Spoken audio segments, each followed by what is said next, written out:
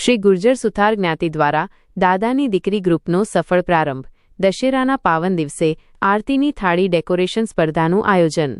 રાજકોટ શ્રી ગુર્જર સુથાર જ્ઞાતિ દ્વારા સમાજની દીકરીઓને એક મંચ પર લાવીને સમાજ સેવા અને સંગઠનની ભાવનાને પ્રોત્સાહન આપવા માટે દાદાની દીકરી નામનું વિશેષ ગ્રુપ શરૂ કરવામાં આવ્યું છે.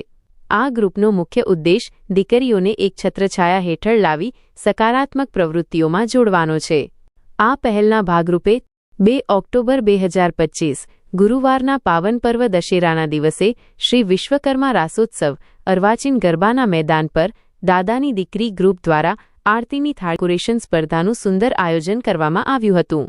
વરસાદી વાતાવરણ હોવા છતાં સમાજની 30 કરતાં પણ વધુ દીકરીઓ અને બહેનોએ આ સ્પર્ધામાં ઉત્સાહભેર ભાગ લીધો હતો.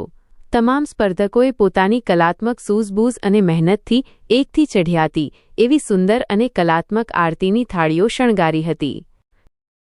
સ્પર્ધામાં નિર્ણાયકો દ્વારા જે વિજેતાઓને જાહેર કરાયા તેમને શ્રી ગુર્જર સુતાર જ્ઞાતિ, રાજકોટના ટ્રસ્ટીઓ અને કારોબારી સભ્યો તરફથી ભેટ આપીને સન્માનિત અને પ્રોત્સાહિત કરવામાં આવ્યા હતા. પ્રથમ નંબર ડિમ્પલ રાજેશભાઈ સાંકળેચા, દ્વિતીય નંબર રીટાબેન પ્રજેશભાઈ છનિયારા, તૃતીય નંબર હેતલબેન પરાગભાઈ પેશાવરિયા.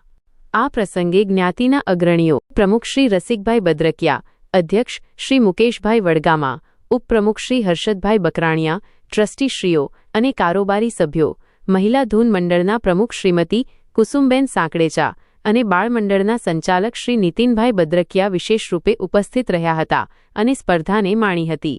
સમગ્ર સ્પર્ધાનું સુંદર અને સફળ આયોજન દાદાની દીકરી ગ્રુપના સંચાલક ઉત્પલાબેન દુધકિયા દ્વારા કરવામાં આવ્યું હતું.